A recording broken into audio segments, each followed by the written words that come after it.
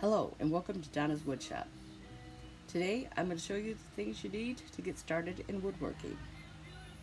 First off, you need something to cut the wood, you need something to assemble the wood, and you need something to sand the wood. A power drill, electric screwdriver, doesn't have to be snap-on. My husband's just into snap-on, so snap-on is what I got. Would suggest a Craig pocket hole jig. Get some good wood glue, a sander, a table saw, and a miter saw.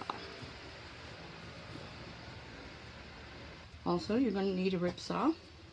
I would suggest that you get the Craig rip cut to go with your circular saw. Makes it a lot easier to get precise cuts. Here is some of the items I was able to make with the tools that I just showed you.